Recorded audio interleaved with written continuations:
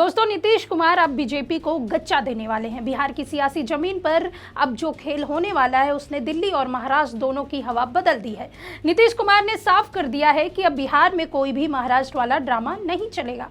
और दोस्तों, सिर्फ इतना ही नहीं, नीतीश कुमार ने अपनी पार्टी के अंदर घुसपैठ करने वाले एजेंट्स की पहचान शुरू कर दी है।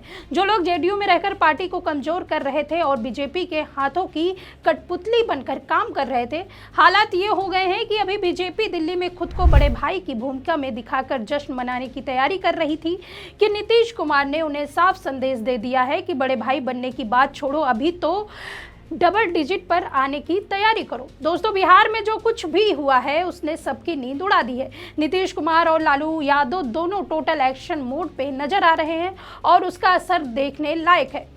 सबसे पहले बात करते हैं नीतीश कुमार की। सीएम हाउस में इस वक्त हड़बड़ी वाली मीटिंग्स चल रही है और सबसे इंटरेस्टिंग ये है कि इस मीटिंग्स में बुलाए गए लोग वो हैं जो इन दिनों बीजेपी के खासा करीब माने जाते हैं। लल्लन सिंह और जेडीयू के राष्ट्रीय अध्यक्ष संजय झा को सीएम आवास में बुलाया गया।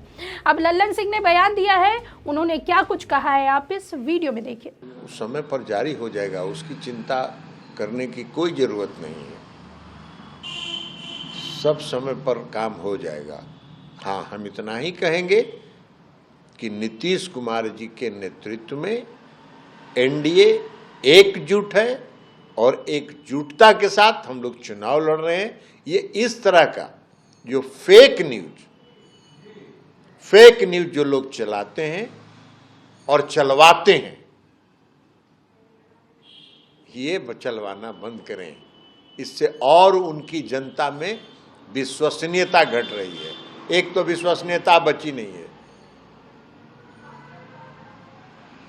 ये पूरा पार्टी गठबंधन जो है ना, महागठबंधन, ये ठगों का गठबंधन है। वो देख नहीं रहे हैं कल क्या हुआ। तो माल बना रहे हैं, जमीन लिखवा के नौकरी दे रहे हैं। अब बिहार को बदलने का सपना देख रहे हैं। बिहार के लोग को इतना नहीं समझे, बिहार के लोग सब समझते हैं।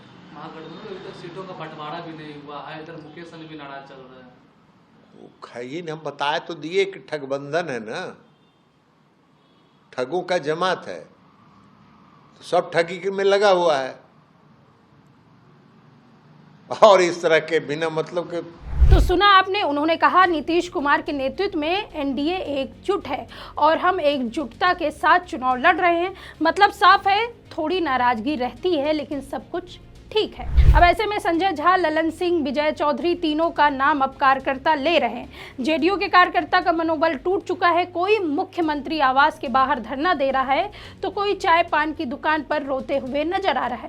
आप इस कार्यकर्ता की बात सुनिए। प्रमोद मंडल जी, क्या होगा? प्रमोद मंडल जी, क्या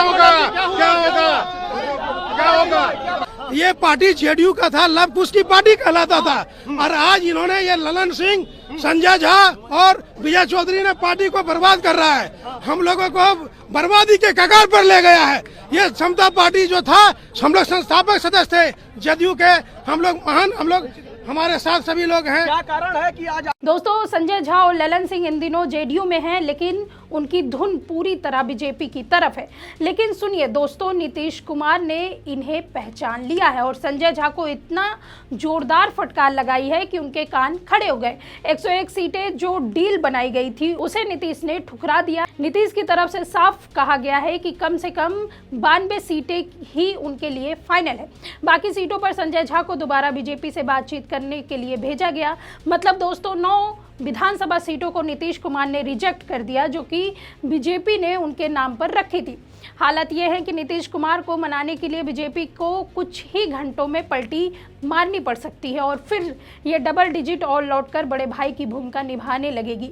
अगर ऐसा हुआ तो ये बीजेपी के लिए बड़ा झटका होगा, क्योंकि अभी 24 घंटे पहले ही उनका जश्न चल रहा था कि मोदी जी के रहते हुए वे बड़े भाई बन गए। और दोस्तों, नीतीश कुमार की पार्टी ने बकायदा टिकट बांटना शुरू कर दिया। उदाहरण के केंद्रीय रतेश सदा को पार्टी का सिंबल दिया गया, जो सीट पहले बीजेपी के चिराग पासवान को दी गई थी, और ये काम ललन खराब कर रहे हैं, जो नीतीश कुमार के बेहद खास माने जाते हैं। यानी संजय झा को हटाकर अपने भरोसेमंद लोगों को लगाया गया है। नीतीश ने साफ कर दिया कि पार्टी में रहकर बीजेपी की एजेंसी करने वाले को अब बर्दाश्त नहीं किया जाएगा। अब बात करते हैं लालू यादव की। जब दिल्ली में तेजस्वी यादव बातचीत करने आए तो लालू यादव ने पटना में पहले ही सिंबल बांटना शुरू कर दिया। ये प्रेशर पॉलिटिक्स था ताकि कांग्रेस पर दबाव पड़े, लेकिन दिल्ली में कांग्रेस को ये बात पसंद नहीं आई और तेजस्वी यादव को साफ संदेश दिया गया 60 से कम सीटों में कोई भी झुकने के लिए तैयार नहीं है। पटना में आते ही तेजस्वी ने उन सीटों के सिंबल वापस ले लिए। दोस्तों, इस वक्त महागठबंधन और एनडीए दोनों ही गठबंधन में जबरदस्त टकराव मचा हुआ है। जेडीयू के अंदर भी दो खेमे की लड़ाई चल रही है। एक नीतीश के पुराने भरोसेमंद और दूसरी अगड़ी जातियों और बीजेपी के भरोसेमंद की है।